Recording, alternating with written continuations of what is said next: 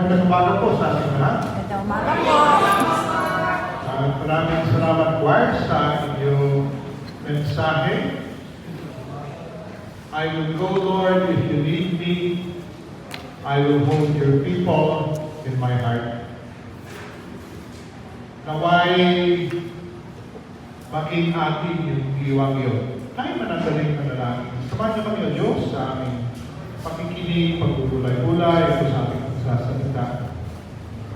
Naway sa pamagitan ng Banal na Espiritu, hindi lang namin maunawaan ang yung mensahe kung ito ay aming maangkin at may sa buhay. Sa pangalan ng anak, aming Panginoon na sa Kristo Jesus.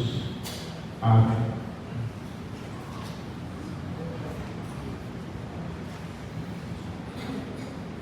Si Jesus ay hindi lamang 12 ang kanyang mga alagad. Dun sa ating nabasa kanina, na kita natin o narinig natin na may 72 na mga alagad ni Jesus na kanyang isinugo.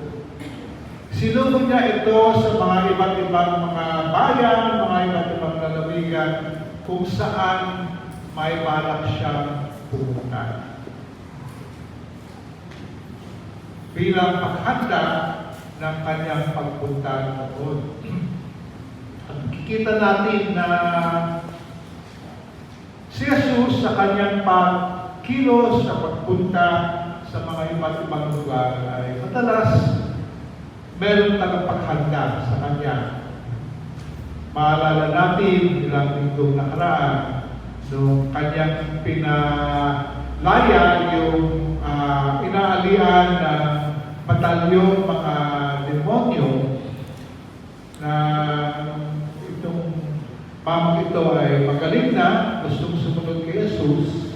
Ang sabi ni Jesus, umuwi ka at ihayag mo kung ano ang ginawa ng Diyos para sa iyo.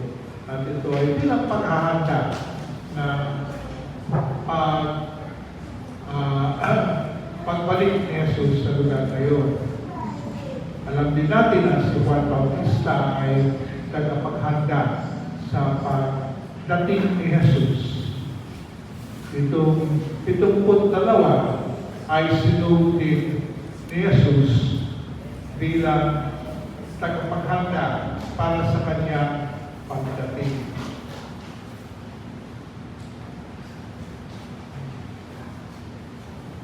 At kita natin na sinugo niya silang dalawa. Mas mainam kung tayo kumikilos, tayo dumadalaw, ay hindi lamang tayo nag-iisa. Maalala ko nung ako ay isang estudyanteng pastor pa lamang, ako ay nag-aral ng clinical pastoral education. Hospital-based ito, kami ay dumadalaw sa mga pasyente. Kung pagpasok ko doon sa isang kwarto,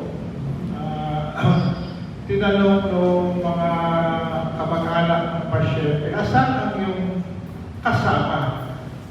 Nasanay sila na dala-dalawa ang pagkilos ng mga misyonero, mga sunod ng Diyos. Marami tayong nakikita ng mga Mormon na pag kumakatok sila sa mga bahay-bahay, hindi lamang sila nag-iisa.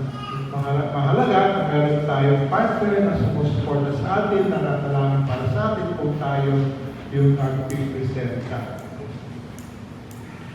Nung sinugod ni Jesus ang kanyang malagad, yung limang ay 72, hindi lamang 12. Sabi niya, ako ay sinusugod kayo na parang tupa sa kalagitnaan ng asong uban. Ibig sabihin na kung meron tayo sa ating pagkilos, meron maaaring tayong saktan, maaaring tayong sugatan.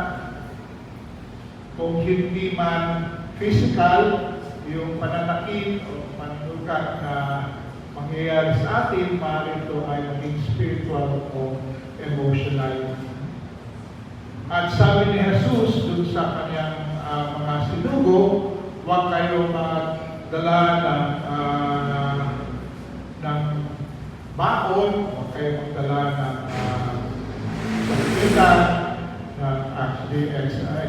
na extra na damit, extra na baon, kahit pera. Ibig sabihin, kailangan maging dependent sila. Siyempre, ang unang dependence nila ay sa Diyos, ngunit kasama din yung dependence nila dun sa kagandahang loob ng mga tao.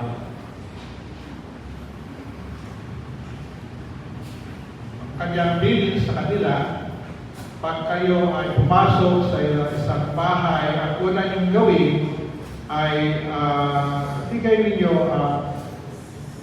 kapayapaan ng Diyos. Kung mapayapa ang loob ng mga tao dun sa tahanan yun, mananatili sila ang iyong pagpapala o yung basbas. Ngunit pag hindi nila tanggap, ito tatanggapin ang iyong basbas, ito ay babalik sa inyo. Pero, para ating igawan, para nating basbasan ang ibang tao ng kapayapaan ng Diyos, kailangan tayo din ay babagod sa kapayapaan na yun. Andun yung ating katyakan, kasaganduhan, pagtiwala na sa ating tiwala sa presensya ng Diyos at tayo ay nananatiling payapa sa presensya ngayon.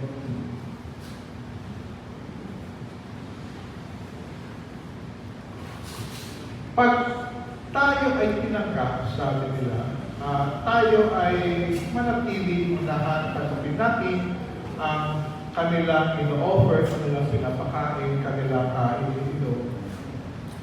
At pag kayo ay tinanggap sa inyong pananatili, magpagaling kayo at ihayag ninyo ang pagdating ng kaharian ng Diyos.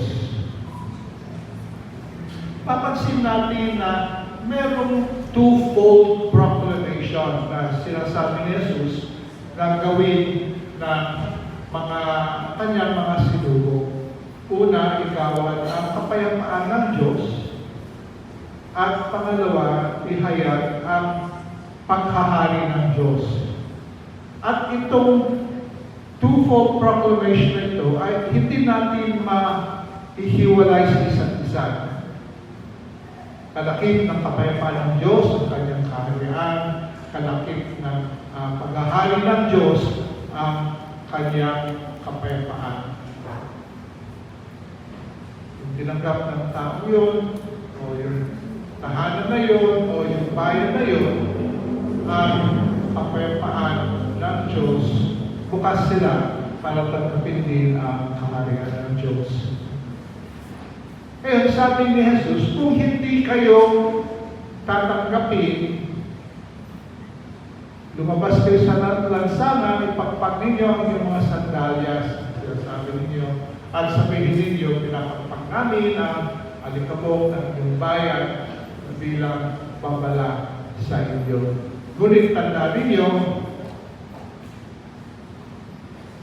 malapit na ang paghahari ng Diyos.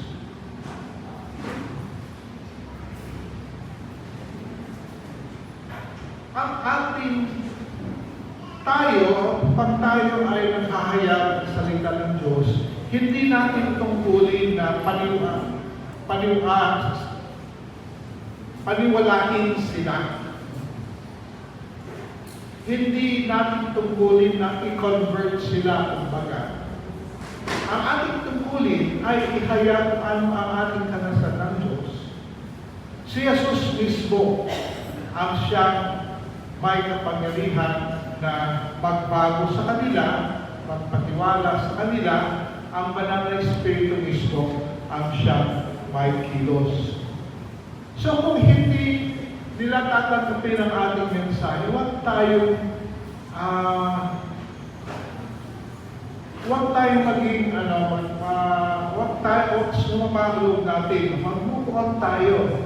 Hindi natin problema kung sila ay tumanggap o hindi. Ang problema natin o ang tungkulin natin, sabihin natin kung ano ang ating karanasan ating ipakita, ipadama ang kanyang kapayapaan, ating ipahayag ang kanyang paghahari.